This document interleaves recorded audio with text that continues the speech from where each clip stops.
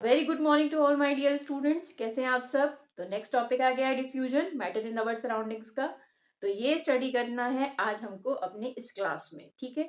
तो आपको बहुत मजा आएगा, आप इसे आराम से पढ़िए, डिटेल में पढ़िए। कोई प्रॉब्लम हो तो मुझे बताइए कि इसके बारे में आपको क्या समझ में नहीं आया है, ठीक है। डिफ्यूजन, डिफ्यूजन का मीन्स क्या होता है। डिफ्यूजन का मीन्स होता है जब कभी भी कोई चीज एक जगह से दूसरी जगह ट्रांसफर होती है। अब इस बारे में बात नहीं क्या हो गई कि कोई चीज अगर एक जगह से दूसरी जगह में ट्रांसफर हो रही है तो उसे हम डिफ्यूजन कह देंगे। नहीं भाई, ये डिफ्यूजन का सेंस नहीं हुआ। क्यों नहीं हुआ? आपको एक बहुत ही सिंपल वर्ड्स में से एक्सप्लेन करना है कि when a substance move from one side या one region to another region without any semi permeable membrane is considered to be the diffusion. Diffusion का मतलब हो गया जब कभी भी कोई चीज एक साइड से दूसरी साइड पे जाती है किसी मेम्ब्रेन के बिना। मेम्ब्रेन मतलब कोई रुकावट, हिंड्रेंस, तो उसे हम क्या बोल देते हैं? डिफ्यूजन कहते थे। सिंपल वर्ड्स है, कोई प्रॉब्लम नहीं है। कोई डेफिनेशन इसमें ऐसा कोई नहीं है कि हाई फाई कोई डेफिनेशन है। आपको आराम से समझ में आएगी कि जब कभी भी कोई सब्सटेंस, कोई ऐसा पार्टिकल एक जगह से दूसरी जगह पे जाता है। अब मैं इसे एक ऐसे टर्म्स में बोल देती हूँ जो एक थोड़ा टेक्निकल टर्म हो गया। टेक्निकल टर्म कैसे? Higher concentration to lower concentration. अब कंसंट्रेशन का मीन्स क्या हो गया कि कंसंट्रेशन मीन्स अमाउंट। अब अमाउंट एक तरफ ज्यादा है और दूसरी तरफ कम है। बहुत ही कॉमन सी बात है, आपने भी कभी देखा होगा कि जब कभी भी कोई सब्सटेंस ज्यादा अमाउंट में एक जगह प्रेजेंट होता है तो वो नेचुरली कम अमाउंट की तरफ ही जाता है, ठीक है। तो कंसंट्रेशन जिस डायरेक्शन में ज्यादा होगी वहां से उसका मूवमेंट लोअर डायरेक्शन की तरफ जाएगा, ठीक है। तो हम इसकी डेफिनेशन कैसे एक्सप्लेन करेंगे भाई? हम बोलेंगे diffusion means the substance move from one concentration, that means higher concentration, to lower concentration without any semi permeable membrane, that is considered to be the diffusion. अब डिफ्यूजन वर्ड की definition ये होगी, लेकिन एक वर्ड मैंने इसमें mention करा, semi permeable membrane. इसका क्या मीन्स होता है? सेमी परमेबल मेम्ब्रेन का मीन्स क्या होता है? देखिए, परमेबिलिटी क्या होती है? परमेबिलिटी का मतलब होता है कि व्हेन अ सब्सटेंस पास, ठीक है, विदाउट एनी हिंड्रेंस, किसी भी रुकावट के बिना वो अगर कोई सब्सटेंस पास आउट हो जाता है बिना रुकावट के, तो उसे हम कहते हैं ये परमेबल है। सपोज करिए एक आपने छलनी ले ली, एक सीव ले ली और उसमें से उसको पास आउट कराया कोई भी ऐसी चीज जैसे कि वाटर सपोज कर ली जिसमें डस्ट पार्टिकल्स नहीं है, ठीक है। तो आपने उसे पास कराया, वो इजीली पास हो जाएगा क्योंकि उसके पार्टिकल्स उस सीप के पार्टिकल्स के बराबर थे, जिसकी वजह से वो उसमें से पास आउट हो गई, ठीक है। अब उसमें सैंड मिला दीजिए आप, क्या सीप में से, छलनी में से पानी के साथ सैंड पास आउट हो जाएगी? नहीं होगी। सीधा सा कारण है कि उसके पार्टिकल्स बहुत बड़े होंगे जो सीप से पास आउट नहीं हो पाएंगे। तो कहने का ये मतलब हो गया कि जब सब्सटेंस पास आउट हो जाए पूरी तरीके से बिना किसी रुकावट के, तो उस सब्सटेंस को, जिससे वो पास आउट हो रहा है, उसे कहते हैं हम परमेबल। तो परमेबल मेम्ब्रेन का मतलब है, सो सीव हमारे लिए क्या है? परमेबल है भाई। सिंपल सी बात है कि वो हमारे लिए परमेबल का काम कर रही है, किसके लिए? वाटर के लिए। लेकिन सैंड के पार्टिकल्स के लिए वो परमेबल नहीं है, ठीक है। तो ऐसा ही हमें यहाँ पे डिफ्यूजन में समझना है कि डिफ्यूजन का मतलब होता है कि आपने कोई भी सब्सटेंस सपोज पास आउट कराया, ठीक है। मैंने एक एग्जांपल ले लिया, मैंने डेफिनेशन ले ली सबसे पहले कि मूवमेंट ऑफ द पार्टिकल्स, आप लिख लीजिएगा चाहे, the movement of the particles from higher concentration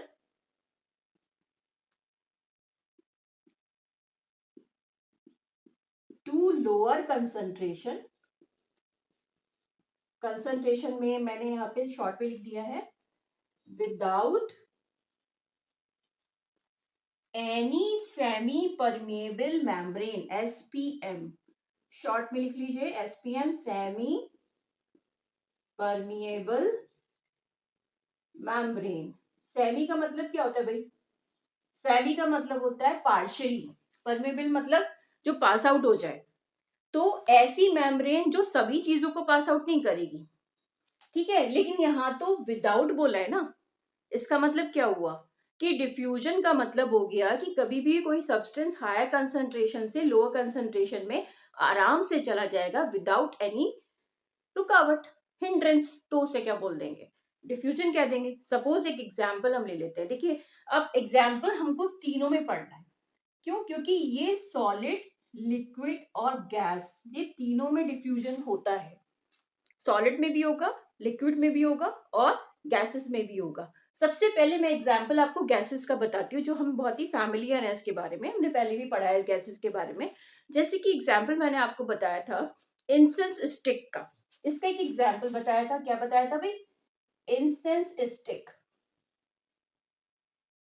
ये इंसेंस स्टिक हो गई, ठीक। अगरबत्ती, धूप बत्ती जिसे हम बोलते हैं, तो इंसेंस स्टिक को जब आप बर्न करेंगे तो एक हाई कंसंट्रेशन पर वो रहेगी, फिर वो धीरे धीरे धीरे धीरे लोअर कंसंट्रेशन पे, जहाँ पे कमी होगी वहां पे वो चली जाएगी। इसका मतलब वहां पे कोई रुकावट तो थी नहीं, एयर ने उसको हेल्प करा और उसके पार्टिकल्स का मूवमेंट आसानी से करा दिया। तो अब हमने बोल दिया कि यहाँ पे मेम्ब्रेन की बात तो कोई है नहीं ना, कोई ऐसा तो नहीं कि वॉल लगी हुई है या उससे पास आउट होके वो बाहर जा रही है, नहीं, वो आराम से हायर कंसंट्रेशन से लोअर कंसंट्रेशन की तरफ जा रही है। इसे ही हम लोग क्या बोल रहे हैं, डिफ्यूजन बोल रहे हैं। दूसरे एग्जाम्पल ले लेते हैं परफ्यूम का। आप भाई परफ्यूम यूज करते हैं, सभी यूज करते हैं आई थिंक सो। तो वो जो यूज करने के बाद उसकी फ्रेग्रेंस होती है, वो पूछते हैं भाई आज आपने कौन सा परफ्यूम लगाया है, तो कहते हैं भाई मैंने ये लगाया, अच्छा मैंने ये लगाया, थोड़ा सा अच्छा फील होता है कि परफ्यूम लगाने के ये हमारा ब्रांड है भाई, इसका नाम हमने ले लिया, तो कहते हैं कि अच्छा ये परफ्यूम है, wow very good, very very nice. तो इंसेंस स्टिक की तरह ही दूसरा एक एग्जाम्पल हमारा परफ्यूम का है, क्योंकि बॉडी के ऊपर वो आ गया तो हायर कंसंट्रेशन होगी। जैसे ही एयर के पार्टिकल्स उसके कांटेक्ट में आएंगे, उस फ्रेगनेंस को, उस उनके पार्टिकल्स को वो उसका मूवमेंट करा देंगे higher concentration towards the lower concentration, that is considered to be the diffusion process. अब डिफ्यूजन हमने गैसेस में समझ लिया। तीसरा एग्जाम्पल मैंने एक फर्स्ट एग्जाम्पल ये दे दिया, सेकेंड एग्जाम्पल क्या हो गया भाई, परफ्यूम, ठीक है। थर्ड एग्जाम्पल हो गया हमारा कुकिंग का। मैंने आपसे डिस्कस किया था अर्लियर क्लासेस में कि कुकिंग में जब हम किचन में खाना बनाते हैं तो उसकी फ्रेग्रेंस जो होती है वो पूरे घर में फैल जाती है, वहां पे भी कोई रुकावट नहीं है, कोई हिंड्रेंस नहीं है, that is considered to be the diffusion process, क्योंकि higher concentration to lower concentration जा रही है। देखिए बच्चों, आपको एक बात बहुत अच्छे से समझनी पड़ेगी, क्योंकि कुछ टर्म्स ऐसे होते हैं जो थोड़े टेक्निकल होते हैं केमिस्ट्री में। अब कंसंट्रेशन का मतलब हो गया कि अमाउंट, बेसिकली हम ये बोलते हैं कि concentration is what, related to amount. Amount मतलब क्या है, जैसे कि अगर क्वांटिटी ज्यादा है किसी पार्टिकल्स की एक जगह पे और दूसरी जगह पे कम है, तो मूवमेंट पार्टिकल्स का आराम से हायर से लोअर की तरफ जाएगा ही जाएगा। ये अगर विदाउट एनी मेम्ब्रेन हो रहा है, एसपीएम के थ्रू हो रहा है, तो आप बिल्कुल अपने दिमाग में क्लिक कर लीजिएगा कि वो डिफ्यूजन का प्रोसेस ही है, ठीक है। तो गैसेस के थ्री एग्जांपल्स आप माइंड में सेट कर लीजिए कि ये तीन एग्जांपल बहुत ही कॉमन है हमारी डेली लाइफ में, आप इसको रेगुलरली अपनी डेली लाइफ में देख सकते हैं। दूसरे एग्जाम्पल की बात करते हैं, दूसरे कॉन्सेप्ट की बात करते हैं, जिसका नाम है लिक्विड के बारे में बात करना भाई। तो अब लिक्विड के बारे में बहुत ही इजी एग्जाम्पल मैंने आपसे डिस्कस किया था फर्स्ट क्लास में, KMnO4। What is KMnO4? Potassium permanganate. और पोटेशियम परमैंगनेट का जो कलर होता है वो आप सबको पता है वो कैसा होता है, पर्पल कलर, ठीक है। जैसे ही आप इसको वाटर में डिसॉल्व करते हैं तो क्या होता है, हाई कंसंट्रेशन एक जगह होती है, क्योंकि आपने इसे डिप करा, क्रिस्टल्स होते हैं इसके, आपने इसे डिप करा दिया, डिप कराया, थोड़ी देर बाद क्या हुआ, पूरे पूरे पार्टिकल्स जो वाटर के पार्टिकल्स है वो एकदम क्या होंगे, पर्पल कलर के हो जाएंगे, दूर से दिखाई देने लगेगा कि हाँ डिफ्यूजन का प्रोसेस स्टार्ट हो गया है। तो डिफ्यूजन में कोई रुकावट तो थी नहीं, कोई हिंड्रेंस तो थी नहीं कि आपने कुछ उसमें डाल रखा था कि पार्टिकल्स इधर से उधर मूव ना कर पाए, कोई ऐसी चीज नहीं थी। इसका मतलब डिफ्यूजन का प्रोसेस लिक्विड में भी आप इजीली देख पाएंगे। सेकेंड इसका एग्जाम्पल आप ले लीजिए, जो आपके लैब में भी होता है, एग्जाम्पल है copper sulphate, that is blue in colour. आप वाटर में डिसॉल्व करा दीजिए, इसके एग्जाम्पल्स में आप इसे कलर जरूर मेंशन कर लीजिएगा, ठीक है। ये ब्लू है और ये किस किस कलर का है, पर्पल कलर का है, ठीक है। पर्पल कलर को हम लिलैक कलर भी बोलते हैं, एक केमिस्ट्री में ही इसका एक नेक्स्ट टर्म आ जाता है लिलैक कलर, ठीक है। तो ये लिलैक में भी होता है। तो पर्पल और ब्लू कलर के दो एग्जाम्पल्स आपके सामने हो गए जो डिफ्यूजन का एक कॉन्सेप्ट क्लियर करेगा। तो आप जब कॉपर सल्फेट के क्रिस्टल्स को वाटर में डिसॉल्व कराएंगे, they immediately move from higher concentration to lower concentration without any membrane, that is considered to be the diffusion. तो डिफ्यूजन हमने पढ़ लिया लिक्विड के केस में भी। अब आ गई वही थर्ड बात, किस केस में? सॉलिड के केस में। तो सॉलिड का एग्जाम्पल आप बहुत अच्छे से समझ लीजिए कि सॉलिड हमने बहुत ही रेयर देख पाएंगे, क्योंकि सॉलिड में डिफ्यूजन को टाइम लगता है। क्योंकि एक आप जब कोई कंसंट्रेशन हायर से लोअर की तरफ जाती है सॉलिड में, तो सॉलिड के पार्टिकल्स थोड़ा मूवमेंट धीरे धीरे करते हैं नो डाउट, लेकिन वो थोड़ा धीरे धीरे करते हैं। इसीलिए सॉलिड का एक एग्जाम्पल मैं आपको बताती हूँ। जो एग्जाम्पल आपका है, वैसे तो बहुत सारे एग्जाम्पल्स है, लेकिन दो एग्जाम्पल्स कॉमन है। पहला एग्जाम्पल ले लेते हैं हम इंक का बोर्ड पर। ठीक है, जैसे इसी को आप ले लीजिए, जो बोर्ड है और इस पे इंक लगी हुई है, और इंक आप कुछ समय के लिए छोड़ दीजिए। ये नहीं है कि आप 10-12 दिन के लिए छोड़ने के बाद आपको ये दिखाई देगा, लगभग मंथ्स के लिए छोड़ना पड़ेगा आपको। ठीक है, क्योंकि प्रोसेस बहुत स्लो होता है इसमें। तो जैसे ही आप इसको उसके ऊपर थोड़े टाइम के लिए लीव कर देंगे, वैसे ही इसमें डिफ्यूजन प्रोसेस स्टार्ट हो जाएगा। इसको रब करना, इसको यहाँ से हटाना थोड़ा मुश्किल होगा। ऐसा नहीं हट नहीं पाएगा, बट हट जाएगा। तो डिफ्यूजन थोड़ा सा स्लो होता है सॉलिड के केस में। सबसे फास्टेस्ट किस में होता है भाई? गैसेस पार्टिकल में। सब उसके बाद किस में कम होगा? लिक्विड पार्टिकल में। और सबसे कम किस में होगा? सॉलिड में। तो आपसे ये भी पूछा जा सकता है कि डिफ्यूजन फास्टेस्ट किस में है, डिफ्यूजन स्लोएस्ट किस में है। तो ये 2-3 बातें आप अपने माइंड में रखिएगा। ठीक है, दूसरी बात एक और समझ लीजिए कि डिफ्यूजन का रेट बढ़ जाता है जब हम टेम्परेचर को बढ़ा देते हैं। टेम्परेचर के बढ़ाने से भी डिफ्यूजन बढ़ता है, क्योंकि काइनेटिक एनर्जी बढ़ती है। सपोज कर लीजिए कि पार्टिकल्स में अगर आपने थोड़ी सी इसमें हीट देना शुरू कर दिया इसमें, तो डिफ्यूजन का रेट इमीडिएटली इंक्रीज होगा, क्योंकि पार्टिकल्स के पास हायर काइनेटिक एनर्जी आ जाएगी। तो ये हेल्पफुल है जब आप टेम्परेचर प्रोवाइड कराते हैं। डिफ्यूजन के केस में मैं बात कर रही हूँ। ठीक है, अब आप दूसरा एग्जाम्पल और ले लीजिए। दूसरा एग्जाम्पल है मैग्नेट्स, आपकी मैग्नेट बार। ठीक है, मैग्नेट बार ले लीजिए। दो आपको मैग्नेट्स एक साथ अटैच करके रख देनी है, बट फॉर फ्यू इयर्स। आप उसको साल भर, 2 साल, 3 साल के लिए छोड़ेंगे, तब जाके उसमें आप डिफ्यूजन को चेक कर पाएंगे। तो ये लॉन्ग टर्म प्रोसेस हो गया। ठीक है, तो हमारे पास 3 चीजों में डिफ्यूजन की बात हो गई। सॉलिड के केस में, लिक्विड के केसेस में, और आपका गैसेस के केस में। ठीक है, तीनों में आप अच्छे से इसको समझ लीजिए। डिफ्यूजन का एक टॉपिक आपको इसमें स्टडी करना है। अगर कोई डाउट, कोई प्रॉब्लम आती है तो आप मुझे इसके बारे में बताइएगा। बाकी एक बात और समझ लीजिए कि डिफ्यूजन किस पे है।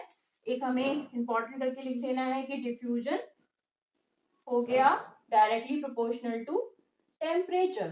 ठीक है, और टेम्परेचर जो है वो डायरेक्टली प्रोपोर्शनल है किसकी? काइनेटिक एनर्जी के। ये भी आप समझ लीजिए। तो काइनेटिक एनर्जी के बढ़ने से बढ़ते ही टेम्परेचर के ऊपर भी बात आ जाती है कि टेम्परेचर बढ़ा होगा तभी तो काइनेटिक एनर्जी बढ़ी होगी। और फिर डिफ्यूजन के बारे में बात आ जाती है। दूसरी बात, आपने ये नोटिस करा होगा कि गैसेस के पार्टिकल्स क्योंकि काफी दूर दूर होते हैं, गैसेस के पार्टिकल्स में गैप ज्यादा होता है, तो उसका मूवमेंट फास्ट हो जाता है। क्यों? क्योंकि टेम्परेचर बढ़ाने से काइनेटिक एनर्जी बढ़ रही है। जब काइनेटिक एनर्जी बढ़ रही है तो रेट बढ़ रहा है। और रेट किसका रेट बढ़ रहा है? पार्टिकल्स के मूवमेंट का। तेजी से भाग रहे हैं वो लोग। और उसी के साथ डिफ्यूजन का भी रेट बढ़ जाएगा। डिफ्यूजन प्रोसेस बहुत ही फास्टेस्ट हो जाएगा जब आप टेम्परेचर को इंक्रीज कर देंगे। Are you getting my point? तो यहाँ पर सबसे इंपॉर्टेंट बात ये हो गई कि टेम्परेचर बहुत इंपॉर्टेंट रोल प्ले करता है जब यहाँ पर बात करी जाती है डिफ्यूजन की या काइनेटिक एनर्जी की। ठीक है, अगर कोई डाउट आता है तो आप मुझे इसके बारे में बताइएगा। फिर नेक्स्ट क्लास में हम एक और टॉपिक को स्टडी करेंगे जिसका नाम है ऑस्मोसिस। ठीक है, और ऑस्मोसिस नेक्स्ट क्लास में क्यों, अभी कर लेते हैं। चलो भाई, अभी पढ़ लेते हैं ऑस्मोसिस के बारे में। देखिए, ऑस्मोसिस क्या है?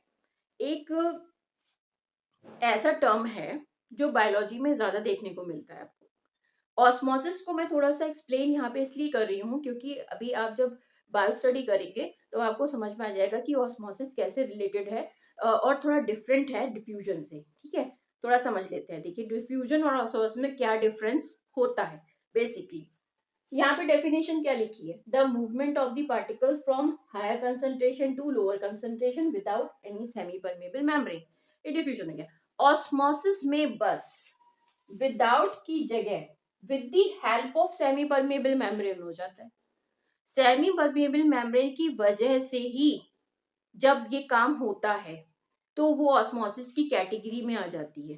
ठीक, ऑस्मोसिस मतलब हो गया कि जब कभी भी कोई पार्टिकल, जब कोई भी सब्सटेंस हायर कंसंट्रेशन से लोअर कंसंट्रेशन में जाएगा, लेकिन सेमी परमेबल मेम्ब्रेन के थ्रू, तो उसे ऑस्मोसिस कह दिया जाएगा।